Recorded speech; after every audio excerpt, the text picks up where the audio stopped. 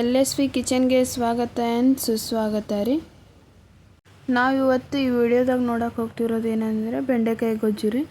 ತುಂಬ ಸರಳ ವಿಧಾನದಲ್ಲಿ ಮಾಡತಕ್ಕಂಥ ಬೆಂಡೆಕಾಯಿ ಗೊಜ್ಜು ರೀ.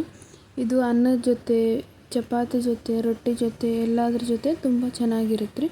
ನೋಡೋಣ ಬನ್ನಿ ಯಾವ ರೀತಿ ಮಾಡೋದಂತ್ರಿ. ಇಲ್ಲಿ ನಾವು ಪಾವು ಕೆಜಿಯಷ್ಟು ಬೆಂಡೆಕಾಯಿನ ತೊಳೆದು ಒರೆಸಿಟ್ಕೊಂಡಿದ್ದೀನಿ ರೀ. ಈ ಥರ ತೊಳೆದು ಒರೆಸಿ ಕಟ್ ಮಾಡ್ಕೊಳ್ಳೋದ್ರಿಂದ ತಿನ್ನುವಾಗ ಅಂಟು ಅನ್ನೋದು ಬರೋದಿಲ್ಲ ರೀ. ನಾನಿಲ್ಲಿ ಈ ಸೈಜಲ್ಲಿ ಕಟ್ ಮಾಡ್ಕೊತಾ ಇದ್ದೇನೆ. ನೀವು ನಿಮ್ಗೆ ಯಾವ ಸೈಜಲ್ಲಿ ಬೇಕೋ ಆ ಸೈಜಲ್ಲಿ ಕಟ್ ಮಾಡ್ಕೋಬೋದು ರೀ. ನೀವು ಈ ಥರ ಒಂದು ಸಲ ಮಾಡಿ ನೋಡಿ. ಬೆಂಡೆಕಾಯಿ ಇಷ್ಟಪಡ್ಲಾರ್ದವ್ರು ಕೂಡ ಇಷ್ಟಪಟ್ಟು ತಿಂತಾರೆ. ತುಂಬ ಚೆನ್ನಾಗಿ ಬರುತ್ತೆ ರೀ ಇದು. ಈಗ ಒಲೆ ಮ್ಯಾಗ ಒಂದು ಬಾಣಲಿ ಇಟ್ಬಿಟ್ಟು ಚೆನ್ನಾಗಿ ಫ್ರೈ ಮಾಡ್ಕೋಬೇಕು ರೀ. 1 ಸ್ಪೂನ್ ಎಣ್ಣೆ ಹಾಕ್ಬಿಟ್ಟು ಬೆಂಡೆಕಾಯಿ ಚೆನ್ನಾಗಿ ತೊಳೆದು ಒರೆಸ್ಕೊಂಡು ಕಟ್ ಮಾಡ್ಕೊಳ್ಳೋದ್ರಿಂದ ಈ ಹುರಿ ಮುಂದೆ ಅಂಟು ಅನ್ನೋದು ಇರೋದಿಲ್ಲ ರೀ. ಇಲ್ಲಾಂದ್ರೆ ಅಂಟು ಅನ್ನೋದು ಇರುತ್ತೆ ರೀ.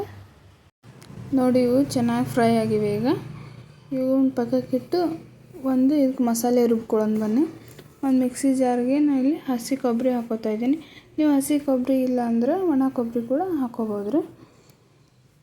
ಒಂದು ಚಿಕ್ಕದು ಟಮಾಟೆ ಕಟ್ ಮಾಡಿ ಇಟ್ಕೊಂಡಿದ್ದೀನಿ. ಒಂದು ಟಮಾಟೆ ಹಾಕೋತಾ ಇದ್ದೀನಿ. ನಾನು ಇದಕ್ಕೆ ಲವಂಗ, ದಾಲ್ಚಿನ್ನಿ, 2 ಮೆಣಸು ಹಾಕೋತಾ ಇದ್ದೀನಿ. ನೀವು ಬೇಕಿದ್ದರೆ ಹಾಕೋಬೋದು, ಇಲ್ಲಾಂದ್ರೆ ಸ್ಕಿಪ್ ಕೂಡ ಮಾಡ್ಬೋದು. ಹಾಕಿದ್ರೆ ಫ್ಲೇವರ್ ಚೆನ್ನಾಗಿರುತ್ತೆ ರೀ. ಸ್ವಲ್ಪ ಕೊತ್ತಂಬರಿ ಕಟ್ ಮಾಡಿ ಇಟ್ಕೊಂಡಿದ್ದೀನಿ. ಕೊತ್ತಂಬರಿ ಹಾಕೋತಾ ಇದ್ದೀನಿ. ಈಗ ನಾನು ಚೆನ್ನಾಗಿ ನುಣ್ಣಗೆ ಪೇಸ್ಟ್ ಮಾಡ್ಕೊಂಬರ್ಬೇಕು ರೀ. ನೋಡಿರಿ ಇವಾಗ ಈ ಥರ ಆಗಿದೆ. ಇವಾಗ ಇದಕ್ಕೆ ಒಂದು ಒಗ್ಗರಣೆ ಹಾಕ್ಕೊಳ್ಳೋಣ ಬನ್ನಿ. ಒಲೆ ಮ್ಯಾಗೆ ನಾನು ಎಣ್ಣೆ ಕಾಯಕ್ಕೆ ಇಟ್ಟಿದ್ದೆ. ಅದು ಚೆನ್ನಾಗಿ ಕಾಯ್ದಿದೆ. ಈಗ ಸ್ವಲ್ಪ ಸಾಸಿವೆ, ಸ್ವಲ್ಪ ಜೀರಿಗೆ, 1 ಎಸಳು ಕರಿಬೇವು, 1 ಉಳ್ಳಾಗಡ್ಡಿ ಹೆಚ್ಚಿಟ್ಕೊಂಡಿದ್ದೀನಿ. ಈಗ 1 ಉಳ್ಳಾಗಡ್ಡಿ, 1 ಟೇಬಲ್ ಸ್ಪೂನ್ ಧನಿಯಾ, 1 ಟೇಬಲ್ ಸ್ಪೂನ್ ಗರಂ ಮಸಾಲ, ಅರ್ಧ ಟೇಬಲ್ ಸ್ಪೂನ್ ಅರಿಶಿನ ಪುಡಿ, ಅರ್ಧ ಟೇಬಲ್ ಸ್ಪೂನ್ ಖಾರದ ಪುಡಿ ಹಾಕೋತಾ ಇದ್ದೀನಿ.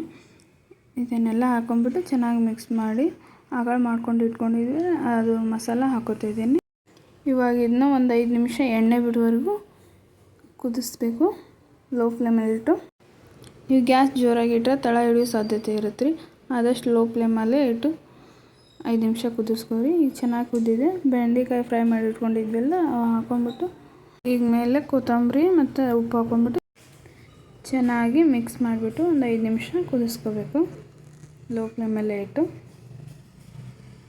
ತುಂಬ ಅಂದರೆ ತುಂಬ ಟೇಸ್ಟಿಯಾಗಿರುತ್ತೆ ರೀ ಇದು.